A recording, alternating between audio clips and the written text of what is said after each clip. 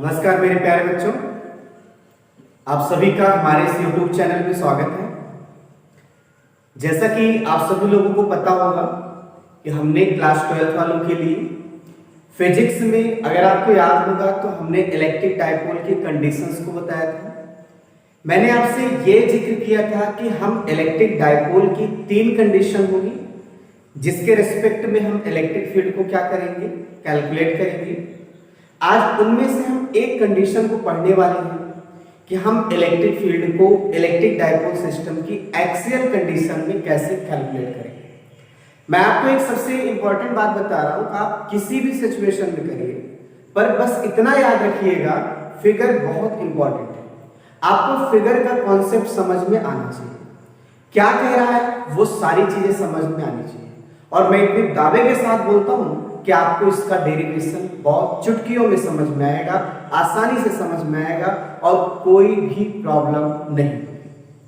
जरा देखिए हमारे सबके पास, जैसे अगर हम सभी लोग यहां पर देखें तो ये जो हमारे पास टॉपिक चल रहा है, मैं चैप्टर का नाम जरूर लिखता हूं वो इसलिए ताकि बच्चों को किसी तरह से कोई कंफ्यूजन ना हो। ये इलेक्ट्रोस्टैटिक्स है और आज का जो मेरा टॉपिक है वो है electric field due to electric dipole system.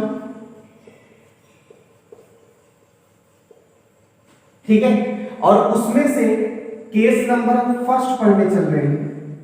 Case number first का मतलब क्या होता है, एक्सियल कंडीशन।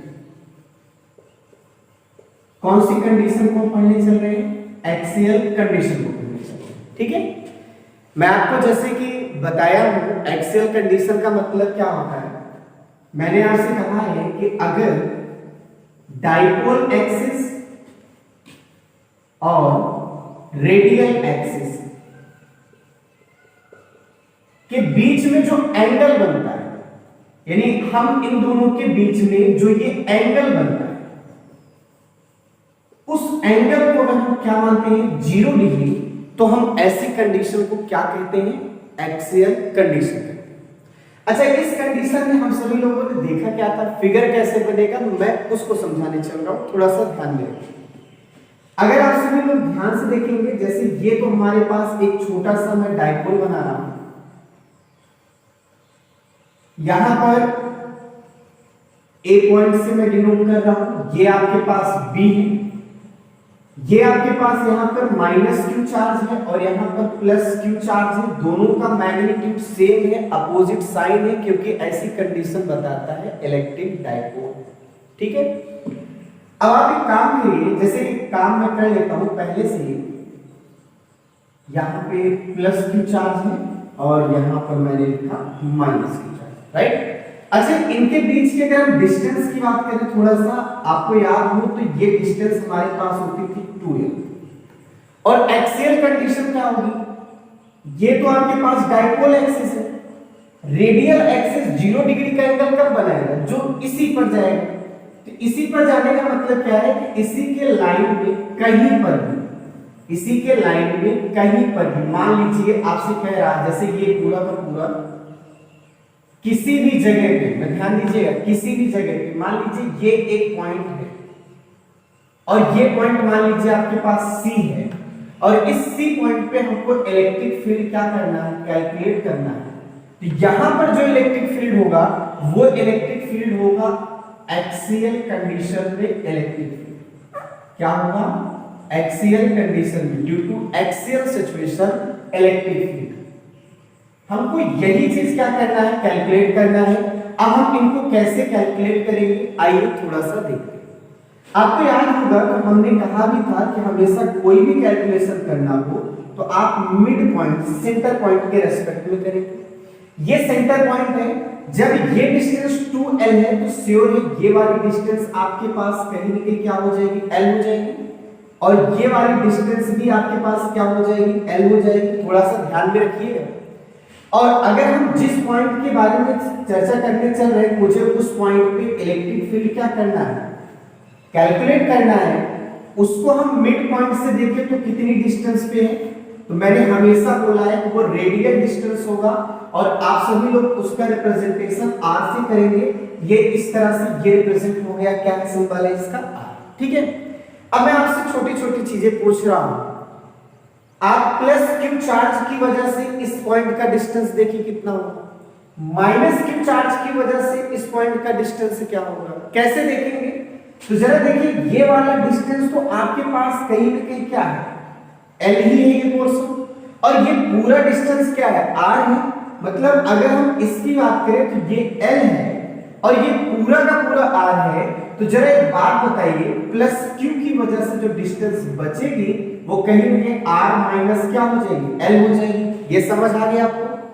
अच्छा, हम माइनस क्यू की वजह से डिस्टेंस कितना बनेगा मैं उसको समझाने चल रहा हूं, उसे भी देख लीजिएगा। माइनस क्यू की वजह से जो डिस्टेंस होगी वो कितना होगा, ये पूरा डिस्टेंस तो r है, ये l है। तो अब आप खुद बताइए, जब ये l है और ये r है तो टोटल डिस्टेंस क्या हो जाएगी, r प्लस l हो जाएगी। तो इस तरह से हम सभी लोगों को समझ में आ गया कि अगर हम यहां पर देखें डिस्टेंस एट C पॉइंट,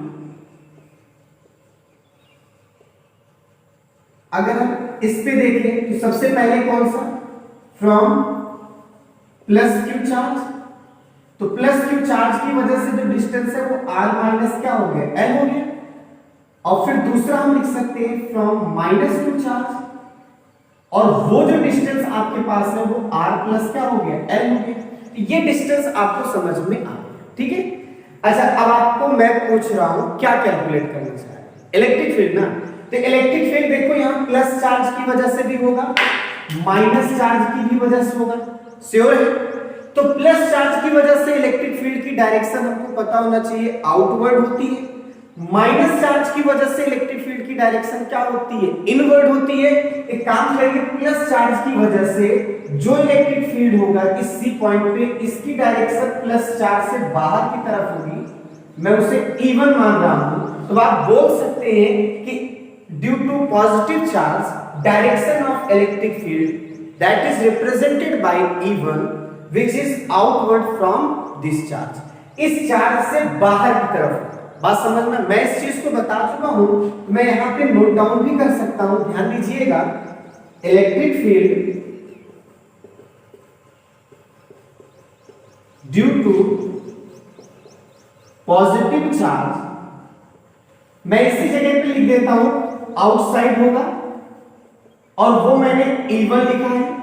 और अगर मैं इसकी वैल्यू निकालना चाहूं तो बड़े आराम से निकाल सकता हूं, क्योंकि इसकी वैल्यू होती है, इलेक्ट्रिक फील्ड की वैल्यू होती है किसी पॉइंट चार्ज की वजह से, अगर ध्यान दिए होंगे तो उस चार्ज और बाई डिस्टेंस, डिस्टेंस क्या है देखो BC, तो BC के बीच में डिस्टेंस क्या है देखिए r माइनस l, तो r माइनस l का क्या हो जाएगा, स्क्वायर, r माइनस l का क्या हो जाएगा, स्क्वायर।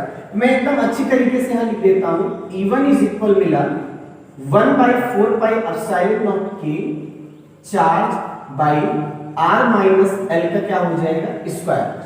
बात समझ में आ गई आपको? अच्छा, जैसे मैंने यहां पे रखा है बिल्कुल उसी तरह से आप देखो, माइनस क्यू की वजह से क्या होगा, माइनस क्यू की वजह से जो इलेक्ट्रिक फील्ड होगा वो कहीं ना कहीं इनसाइड होगा, और उसे हम E2 से रिप्रेजेंट करें। तो मैं यहां लिख सकता हूं दूसरा point, electric field due to minus charge, minus charge की वजह से इलेक्ट्रिक फील्ड क्या होगा, इनसाइड होगा, और वो मैंने E2 से लिखा है, वो इक्वल होगा 1/4 पाई epsilon naught k charge by क्या होगा, r प्लस l का स्क्वायर। अब मैं आपसे पूछता हूं, क्या इस पॉइंट पे दोनों चार्ज की वजह से इलेक्ट्रिक फील्ड सेम होगा? नहीं, क्योंकि आप ध्यान दीजिए, इलेक्ट्रिक फील्ड कहीं ना कहीं, अगर हम इलेक्ट्रिक फील्ड का जनरल फॉर्मूला देखें, मैं यहां लिख देता हूं, इलेक्ट्रिक फील्ड का जनरल फॉर्मूला होता है 1/4 पाई epsilon naught k charge by क्या होता है, डिस्टेंस का स्क्वायर होता है। यही एक जनरल फॉर्मूला। इस फॉर्मूले के अकॉर्डिंग देखो तो इलेक्ट्रिक फील्ड किस पर डिपेंड कर रहा है, चार्ज पर और डिस्टेंस पे कर रहा है, ठीक है। चार्ज के तो डायरेक्टली है, डिस्टेंस के क्या है, इनवर्सली है। आप देखो दोनों जगहों पे चार्ज का मैग्नीट्यूड क्या है, सेम है, यानी चार्ज के मैग्नीट्यूड की वजह से इलेक्ट्रिक फील्ड यहां वेरी नहीं करेगा, ध्यान दीजिएगा। और अगर हम प्लस क्यू चार्ज से इस पॉइंट के डिस्टेंस की बात करें तो छोटा है और ये डिस्टेंस क्या है, बड़ा है, तो कहीं ना कहीं डिस्टेंस में क्या है, चेंजिंग है, और डिस्टेंस में चेंजिंग होने की वजह से यहां इलेक्ट्रिक फील्ड क्या होगा, चेंज होगा। अब देखने वाली बात है कौन ज्यादा होगा कौन क्या होगा, कम होगा। अब अगर आप ध्यान से देखें तो ये डिस्टेंस कहीं ना कहीं कम है, पहले प्लस क्यू चार्ज की वजह से जो डिस्टेंस है वो क्या है, कम है। डिस्टेंस से कम होगा तो इलेक्ट्रिक फील्ड क्या होगा, ज्यादा होगा, और डिस्टेंस अगर ज्यादा है तो इलेक्ट्रिक फील्ड क्या होगा, कम होगा। इसीलिए अगर आप ध्यान से फिगर में देखेंगे तो मैंने E1 के लिए एरो का लेंथ बड़ा किया है और E2 के लिए एरो का लेंथ मैंने छोटा किया है, क्योंकि वेक्टर मुझे ये सिखाता है कि जो एरो की लेंथ होती है वो उसका मैग्नीट्यूड बताता है। यहां मैंने लेंथ ज्यादा किया, ये समझ के किया कि E1 मैग्नीट्यूड के मैटर में ज्यादा है E2 की रेस्पेक्ट। उम्मीद है ये समझ में आ गया होगा। E1 इज ग्रेटर देन क्या है, E2। और इस बात को आप इस फॉर्मूले से भी गेस करके समझ सकते हैं। भाई सारी चीजें देखिए सब कुछ है वही, पर डिस्टेंस में चेंजिंग है, तो due to distance changing there are different type of electric field, different magnitude of electric field यहां पे हम पाएंगे। और आप ये देखेंगे कि जिसके पास कम डिस्टेंस होगी उसकी वजह से इलेक्ट्रिक फील्ड ज्यादा होगा, और जहां ज्यादा डिस्टेंस है वहां इलेक्ट्रिक फील्ड क्या होगा, कम होगा। तो E1 इज ग्रेटर देन क्या होगा, E2। तो मैं लिख भी सकता हूं, फाइनली आप देखिए क्या हो जाएगा, finally we can say that E1 is greater than E2, right. उम्मीद है समझ में आ गया होगा कि E1 E2 से क्यों ज्यादा है। कोई डाउट तो बताइए, यहां समझ में आ गया, आप इतना ध्यान दीजिएगा। अच्छा एक छोटी सी बात है, अगर आपके पास एक इलेक्ट्रिक फील्ड होता है तो उसका मैग्नीट्यूड उसी का आंसर होता है, लेकिन जब एक से अधिक इलेक्ट्रिक फील्ड्स आ जाते हैं तो हम सभी लोग रिजल्टेंट इलेक्ट्रिक फील्ड डिसाइड करते हैं। अगर आप ध्यान से देखें तो ये जो इलेक्ट्रिक फील्ड है दो है, एक E1 है एक E2 है। अब हम रिजल्टेंट की तरफ जाना चाहिए, किसका रिजल्टेंट इलेक्ट्रिक फील्ड क्या होगा। और अगर आपको याद हो तो इलेक्ट्रिक फील्ड एक वेक्टर है, अब वेक्टर होने की वजह से क्या होगा, उसका रिजल्टेंट अगर आपको याद हो तो आपने फॉर्मूला सुना होगा कि R² is equal P² + Q² + 2P की cos थीटा। अगर आप ध्यान से देखेंगे तो इन दोनों इलेक्ट्रिक फील्ड के पास एक 180 डिग्री का एंगल है, ये भी मैं बता दूं। और अब हम इसके आगे का कैलकुलेशन कैसे करेंगे। अगर आपको याद हो तो यहां पर क्या है, दो इलेक्ट्रिक फील्ड है, जस्ट एक दूसरे के अपोजिट है, और मुझे पता है कि अगर दो वेक्टर जस्ट एक दूसरे के अपोजिट होते हैं तो उस सिचुएशन में रिजल्टेंट हमेशा उनके डिफरेंस के बराबर होता है। तो आप बोल सकते हैं E1 and E2 are just opposite to each other,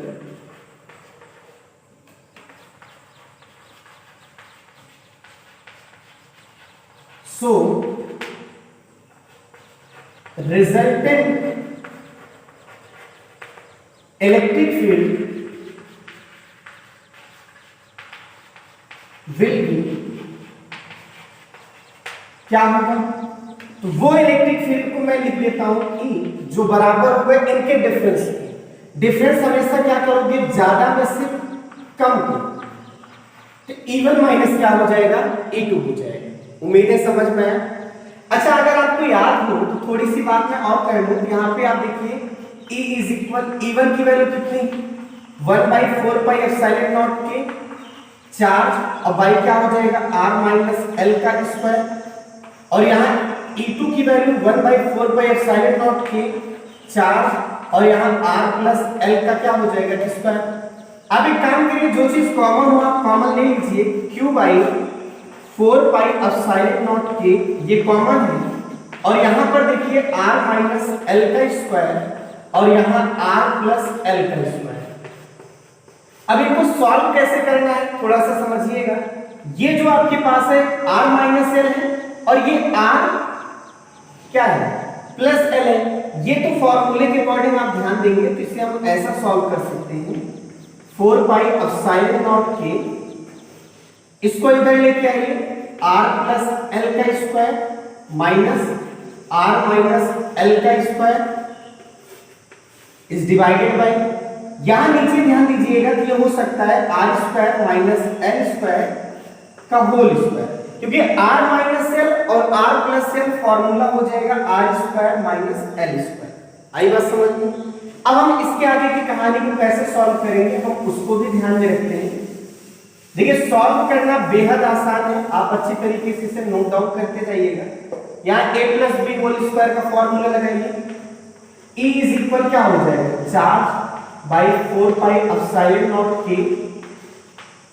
यहां देखिए r square plus l square plus 2rl हो जाएगा, माइनस साइन लगा हुआ लगा रहने दीजिए, r square plus l square minus 2rl हो जाएगा इज डिवाइडेड बाई, यहां आप जो लिखा गया वैसे लिखिएगा r स्क्वायर l स्क्वायर का होल स्क्वायर। ठीक है, अब इस माइनस के इसमें मल्टीप्लाई करिए तो आप देखेंगे ये माइनस हो जाएगा, ये माइनस और ये प्लस हो जाएगा, तो ये माइनस ये पूरा का पूरा क्या हो जाएगा, ध्यान दीजिएगा कैंसिल हो जाएगा, और यहां पर माइनस से माइनस प्लस होगा, प्लस 2rl और 2rl।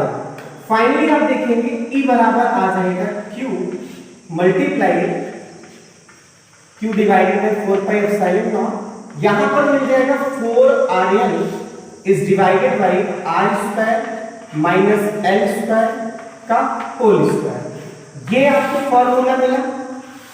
अब इस फॉर्मूले को और भी ज्यादा सिंपलीफाई हम कर सकते हैं। कैसे कर सकते हैं, एक जुगाड़ लगाते हैं, थोड़ा सा देखिएगा, सेट हो जाएगा तो ठीक है।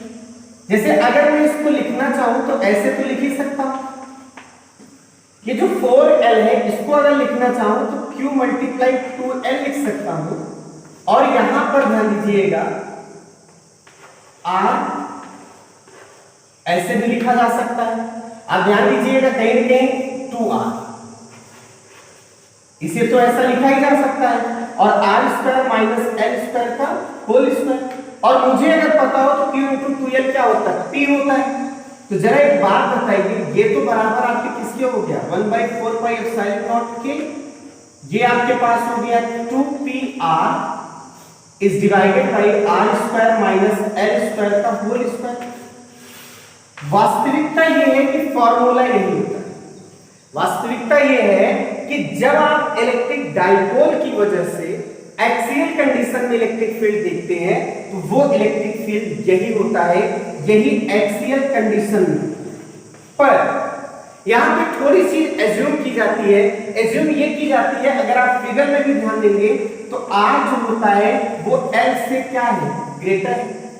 आप देख लीजिए r जो डिस्टेंस है वो l से क्या है, बड़ा है, तो हम r इज ग्रेटर देन क्या मान लेते हैं, l, और r इतना l से ज्यादा है कि हम इस l को नेग्लिजिबल मान लेते हैं। l आपका लगभग हम क्या मान लेते हैं, इसको 0, और जब आप इस l को 0 मान लेंगे तो यहाँ 0 रख देंगे तो r की पावर क्या हो जाएगा, 4।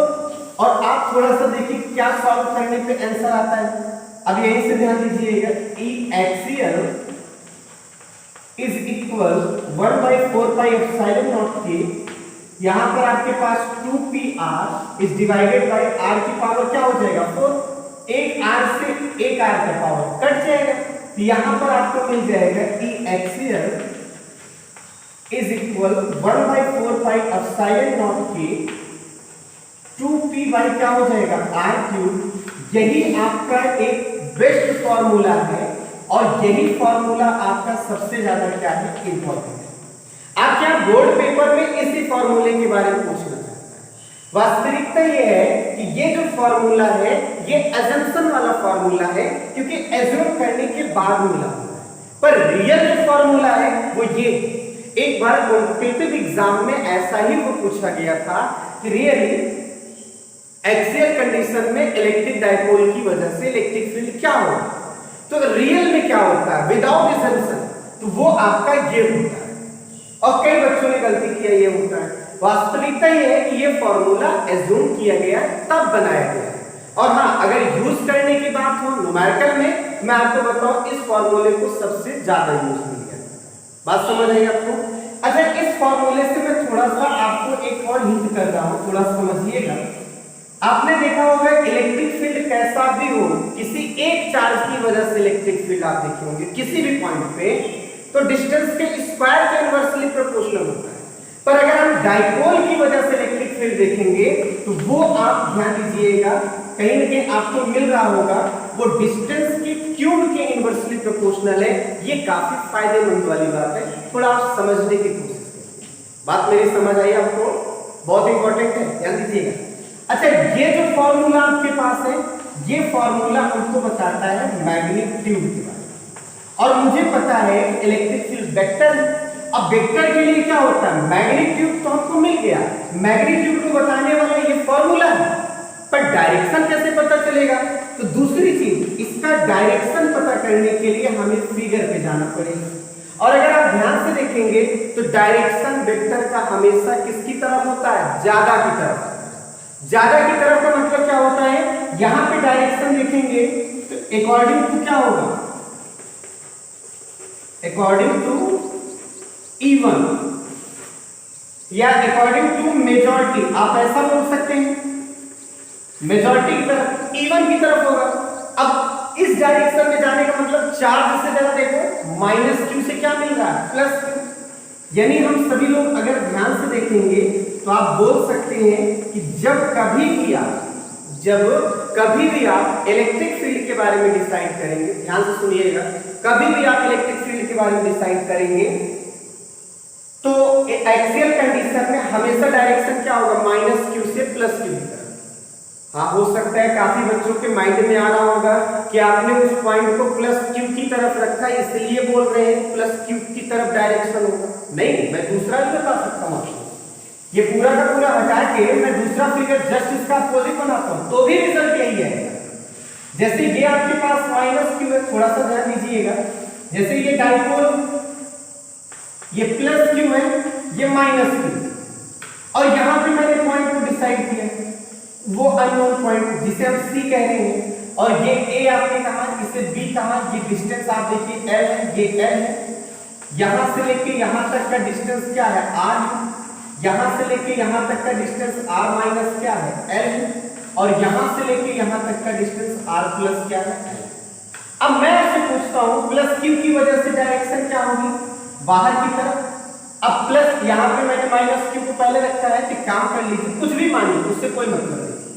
प्लस क्यू की वजह से मान लीजिए E1 ही मानते हैं, कोई दिक्कत नहीं। माइनस क्यू की वजह से क्या होगा? अंदर की तरफ होगा E2। मैंने इस बार इसका लेंथ ज्यादा किया क्योंकि माइनस क्यू बहुत करीब है। यहां आपको लग रहा होगा E2 इज ग्रेटर देन क्या होगा? E1 होगा। जस्ट उसका अपोजिट फिगर बना रहा हूं, आप कंफ्यूज मत होइए।